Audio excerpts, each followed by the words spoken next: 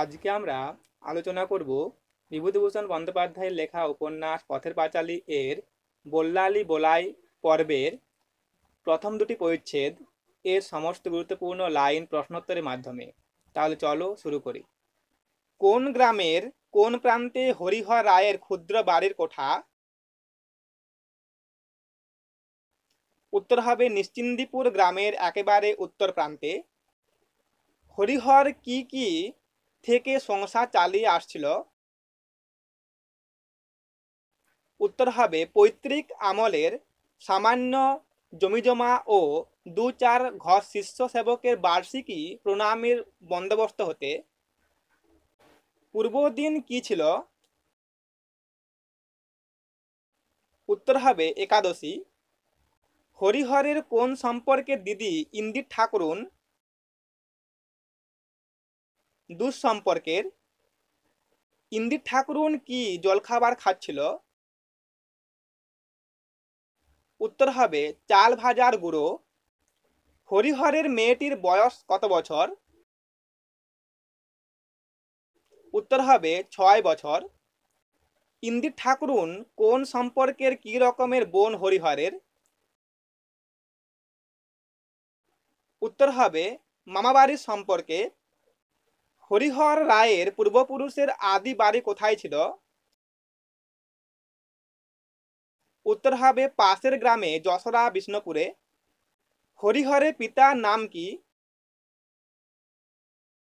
উত্তর হবে রামচাঁদ রায়। কোন গ্রামে রামচাঁদের দ্বিতীয় বিবাহ হয়? উত্তর হবে নিশ্চিন্দিপুর। রামচাঁদ রায় কার মৃত্যুর পর কোথাকার বাস উঠিয়ে কোথায় বসবাস শুরু করেন? উত্তর হবে যশোরা বিষ্ণুপুরের বাস উঠিয়ে নিশ্চিন্দিপুরে বসবাস শুরু করেন। রামচাঁদ কার যত্নে টোলে কি পড়িতে আরম্ভ করে? উত্তর হবে শ্বশুরের যত্নে সংস্কৃত পড়িতে আরম্ভ করে। বছরের কত মাস রামচাঁদের স্ত্রীপুত্র তার শ্বশুর বাড়িতে থাকত? উত্তর হবে 9 মাস। রামচাঁদ কার পাশার আড্ডায় অধিকাংশ সময় কাটাতেন?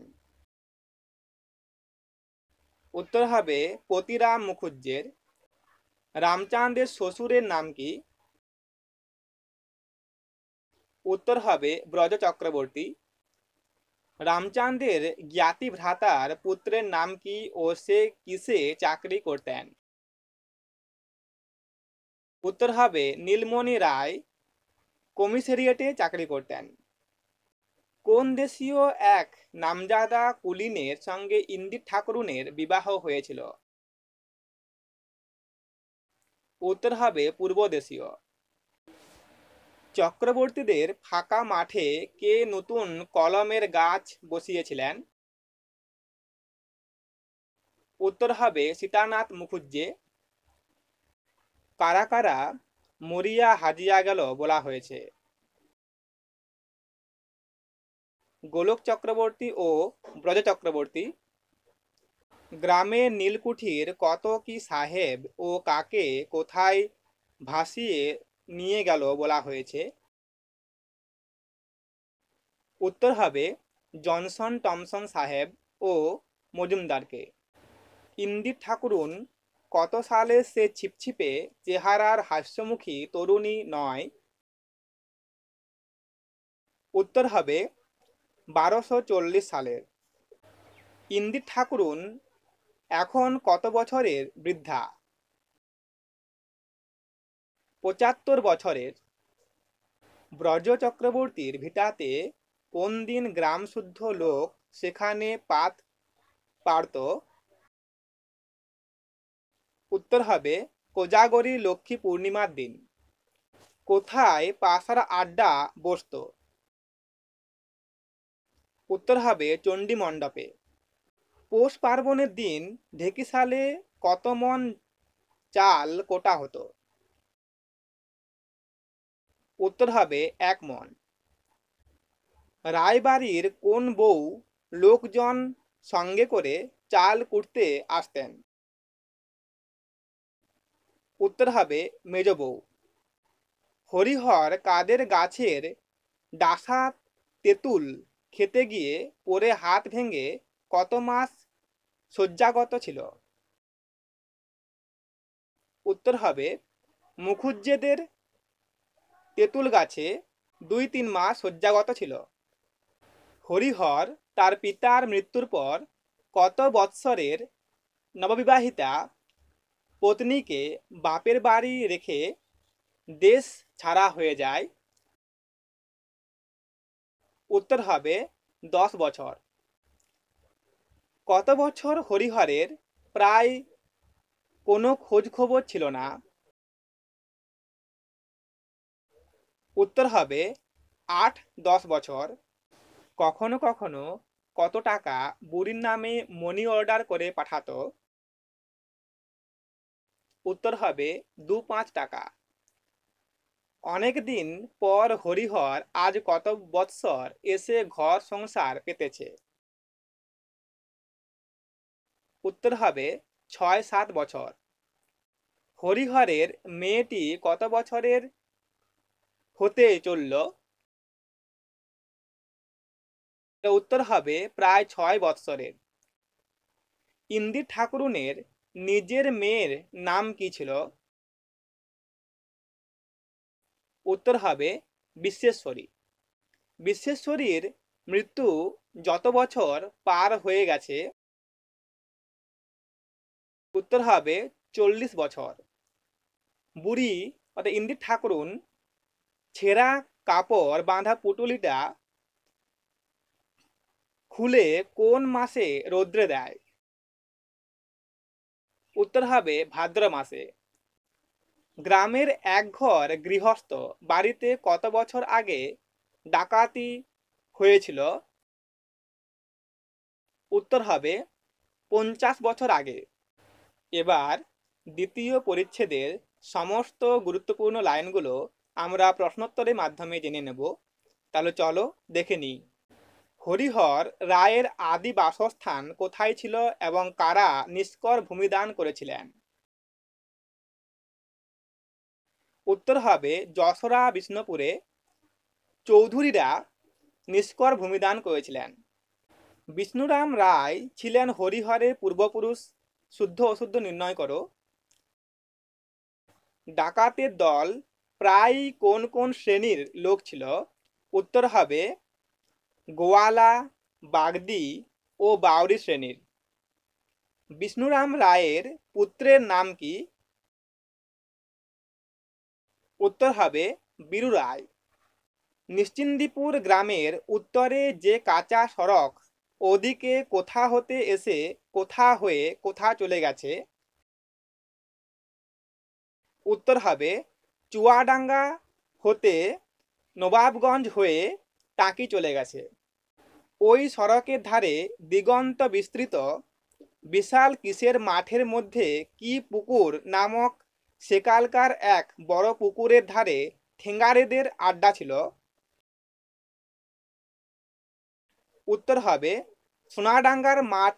এর মধ্যে দিয়ে ঠাকুরঝি পুকুর। এর শোনা যায় কোন দেশীয় এক বৃদ্ধ ব্রাহ্মণ বালক পুত্রকে সঙ্গে করে কোথা হতে টাকি শ্রীপুরের ওদিকে নিজের দেশে ফিরছিল? উত্তর হবে কালীগঞ্জ। কোন মাসের শেষে ব্রাহ্মণ কন্যার বিবাহের অর্থ সংগ্রহের জন্য বিদেশে বাহির হয়েছিল? উত্তর হবে কার্তিক মাসে। কোথাকার বাজারে চটিতে রন্ধন আহারাদি করে তারা দুপুরে কিছু পরে পুনরায় পথে বেরিয়েছিলেন? উত্তর হবে হরিদাসপুরের। কোন বাজারে চটিতে রাত্রি যাপন করিবে ভেবেছিলেন? উত্তর হবে নবাবগঞ্জের বাজারের চটিতে। হরিদাসপুরের বাজারের চটি থেকে নবাবগঞ্জের বাজারের চটি কত ক্রোশ দূরে? উত্তর হবে 5 ক্রোশ। বাংলা কত সালে বীরু রায় সপরিবারে নৌকায় করে তার শ্বশুরবাড়ি যাচ্ছিল?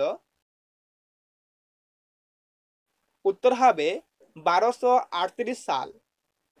বীরু রায়ের শ্বশুরবাড়ি কোথায়? উত্তর হবে হলুদবেড়ে। কোথাকার বড় নোনা গাং পার হয়ে কোথায় পড়বার পর কত দিনের জোয়ার খেয়ে তবে এসে দক্ষিণ শ্রীপুরের কাছে ইছামতিতে পড়তে হতো? উত্তর হবে নকিপুর এর নোনাগাং পার হয়ে মধুমতিতে পড়লে তার 2 দিন পর ইছামতিতে পড়তে হতো। সেখান থেকে আর কত দিনের পথ আসলেই নিজ গ্রামে ফিরতে পারত বীরু রায়? উত্তর হবে 4 দিনের। সারাদিন বেয়ে এসে অপরাহ্নে কোন ঘাটে নৌকা লাগলো? উত্তর হবে টাকির ঘাটে। বীরু রায় কোথাকার বাজার থেকে পূজার দ্রব্যাদি কিনেছিল? উত্তর হবে টাকির বাজার থেকে। কতদিন পরে সন্ধ্যার দিকে ধবলচিতের বড় খাল ও ইছামতির মোহনায় একটা নির্জন চরে জোয়ারের অপেক্ষায় নৌকা লাগিয়েছিল? উত্তর হবে দিন 2। কয়দিন পরে দেশে পৌঁছানো যাবে? উত্তর হবে 2 দিন পর। বীরু রায়ের ভাইয়ের কোন সন্তান বাঁচত না? উত্তর হবে জ্যেষ্ঠ। হরিহরের মা কোথায় গিয়ে এক সন্ন্যাসীর কাছে কাঁদাকাটা করে একটি মাদুলি পান? উত্তর হবে তারকেশ্বর গিয়ে। আজকের মতো আলোচনা এখানেই সমাপ্ত করলাম। দেখা হচ্ছে পরের পর্বে। পরের পর্বে এই রকম ভিডিও পাওয়ার জন্য আমাদের চ্যানেলটিকে লাইক, শেয়ার এবং সাবস্ক্রাইব করে রাখুন।